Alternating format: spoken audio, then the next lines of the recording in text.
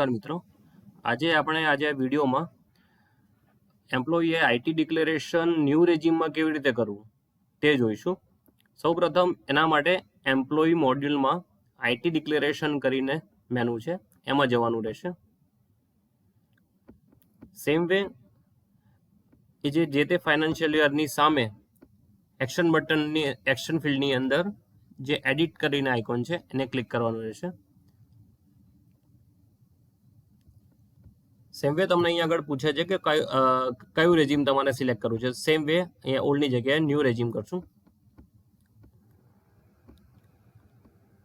નીચે તમને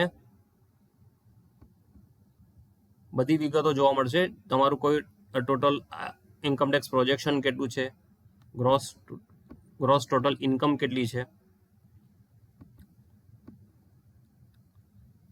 અને એક્ઝેમ્પશન. હવે આની અંદર જે તમને એટીસી એટીડી ચેપ્ટર વીઆઈએ એ એટીસી એટીડી અને હાઉસ રેન્ટ.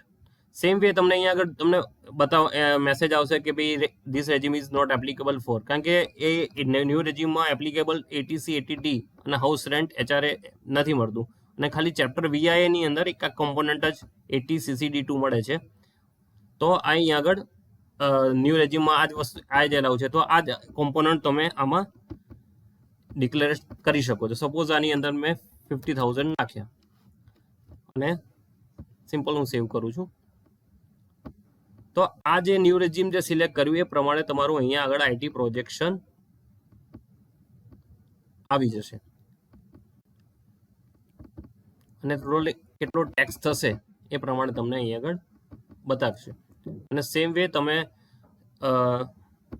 આ સેવ થયા પછી તમારા વેરીફાયરને અહીંથી ડાયરેક્ટલી ફોરવર્ડ કરી શકો છો. સપોઝ આપણે અહીંયા સબમિટ કરીએ છીએ અને યસ કરીએ તો સેમ વે આપણે સક્સેસનું બોક્સ આવી ગયું. તો આવી રીતે આપ આઈટી ડિક્લેરેશનમાં ન્યૂ રેજીમમાં કેવી રીતે સબમિશન કરી શકો એ આપણે જોયું. Thank you for watching the video.